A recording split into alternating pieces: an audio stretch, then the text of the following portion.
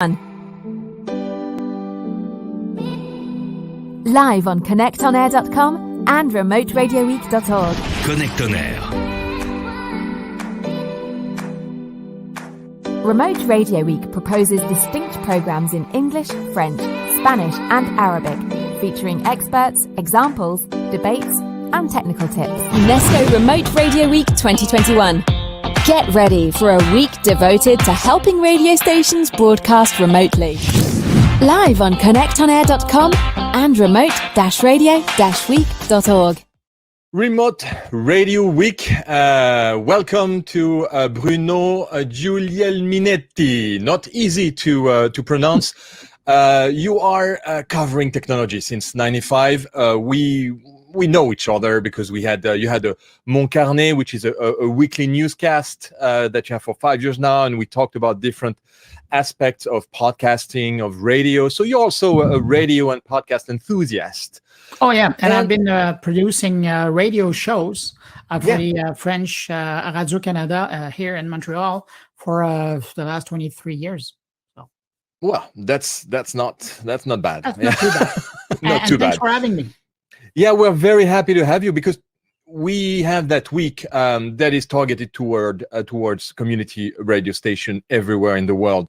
And I honestly, you can go and see all the speakers list everywhere in the world. A lot of radio stations are struggling with crisis, not only a pandemic crisis, but a lot of other crises, and have problems with electricity, with internet connections, and we know that internet is very important. And today the topic is to try to talk about cybersecurity and data privacy, which is we don't really know where our data is and where and how we can secure when we are using WhatsApp, when we are using Google Drive, and all those things. And I was saying I have to talk to Bruno because Bruno is just everywhere. He knows a lot of things and he's got a big experience on that. So let's share some things together for all those stations that wonder. Do they have to wonder?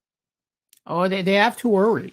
Because when you're talking about cybersecurity or security with the material that you're using to do radio shows, basically it's not a question of if something happened, but it's more like when things will be happening. Because everybody has to struggle with it.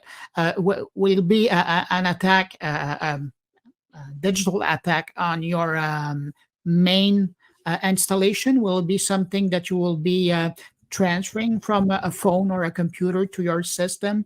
Will it be somebody who will be answering or opening an email and then poof, just opening an awful door to the worst nightmare that you will find? And it's funny because when I was listening to your introduction, I was thinking at the same time, 50 years ago, it was so simple to do radio. You only needed a little microphone, a little studio, electricity, and then an antenna, and then you would be on air. But now, in a way, it's simpler to do radio because you don't have to invest that much money, and you're able to provide some material and a programmation. But at the same time, there's so much more tools that we are using. What on one side is easing the process of producing radio shows, but at the same time, it's more ways that you can have problem. We're really into the cloud radio and the cloud business, which is in a sense simpler because you don't need to buy a computer. You need to have a screen and basically that's it. And you don't need to have a lot of equipment because everything is soft. Well, it's hard somewhere. Because the cloud is someone else's computer.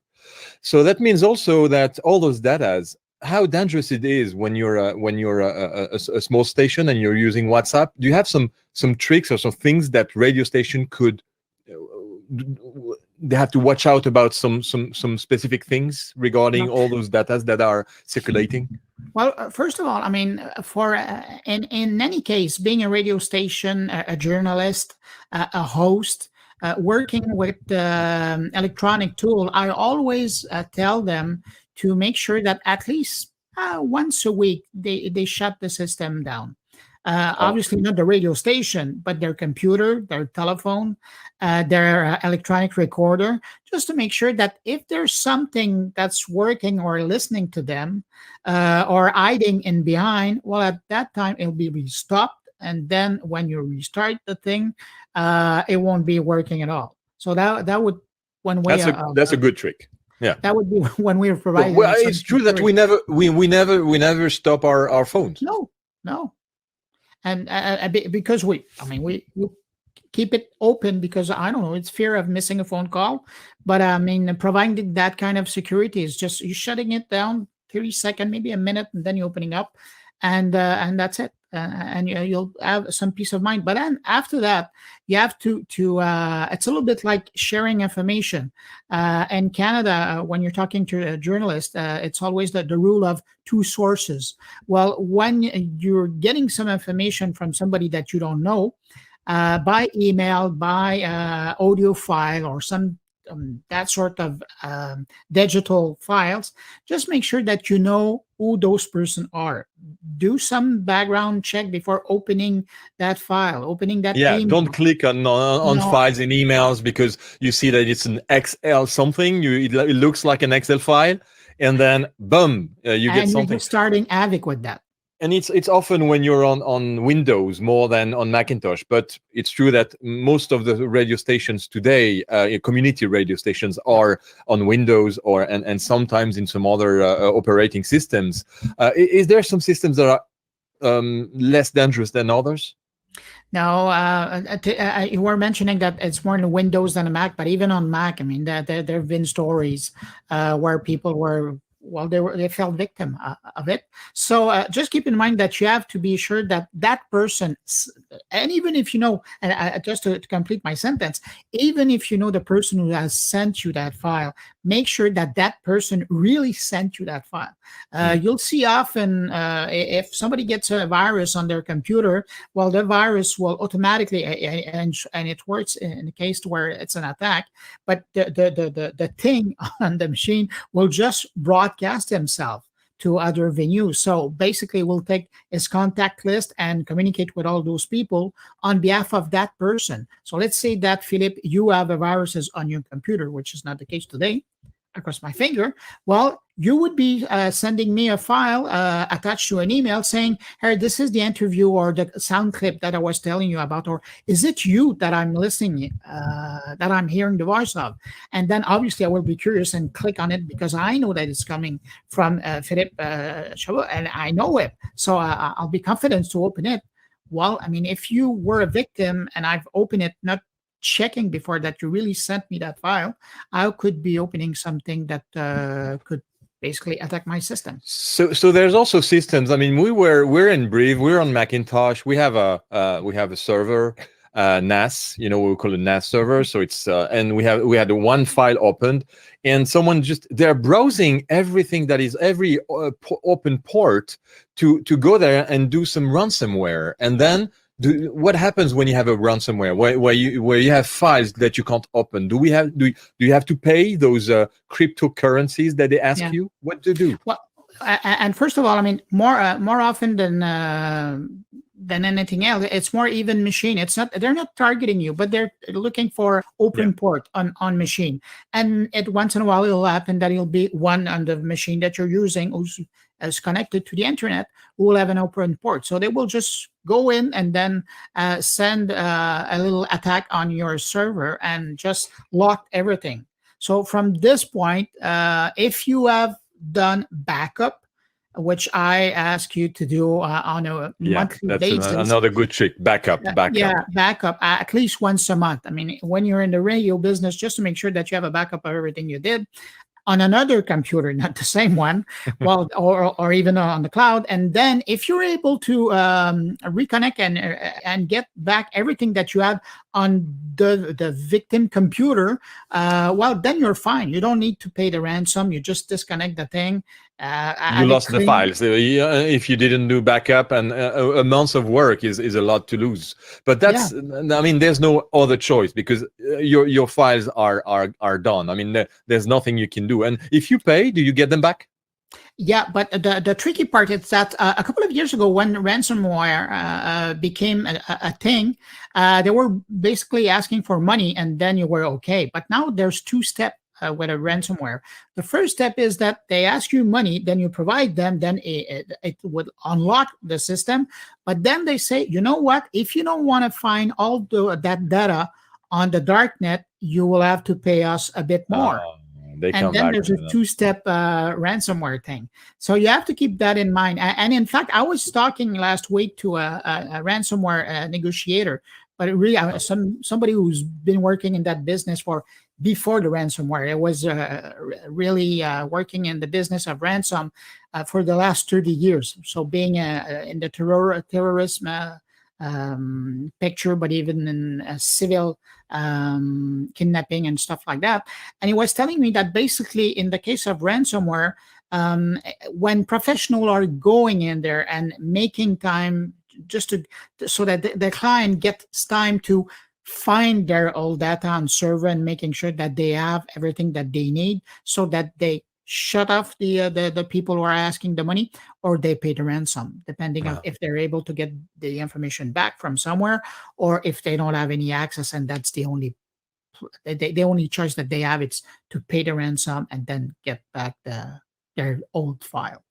So the problem when you're in radio and you're a technician is you need to and you talked about it just earlier, the fact that it changed a lot, and now you being a technician is not enough. You need to be an IP technician, because to set up a virus on your computer, to know what port is open, is not open, they can go through a printer, they can go through a lot of different. When you have internet, if you don't have internet, well, then it's easier. You just I mean, of that.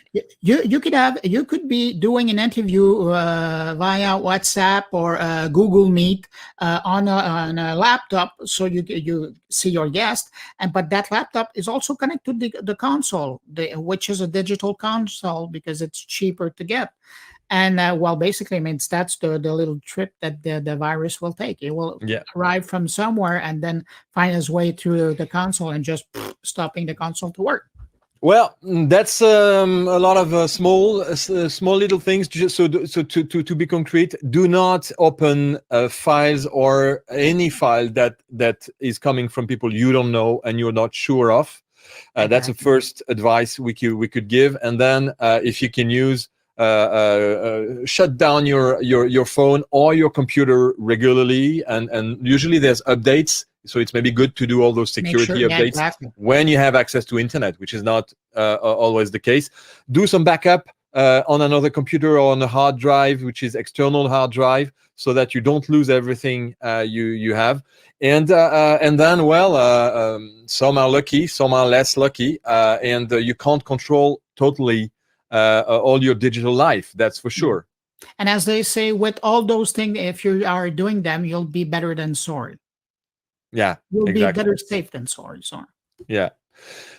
Bruno, thank you very much. If people are interested in talk French, you can go and listen to Mon Carnet, who is a weekly newscast, and you can of course follow Bruno on Twitter and on a lot of other social networks. Thank you very much, Bruno, for those tips and your experience and your expertise on cybersecurity and datas. And hope to see you in real life one day, because we're far from each other. Quebec and France and all the other are far away, and it's always nice to gather sometimes. So hopefully we'll do that one day.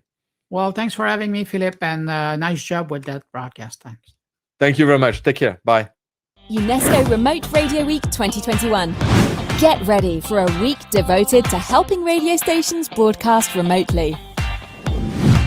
Insights and suggestions on how to keep your radio business operating through any crisis. Connectonaire. UNESCO Remote Radio Week 2021.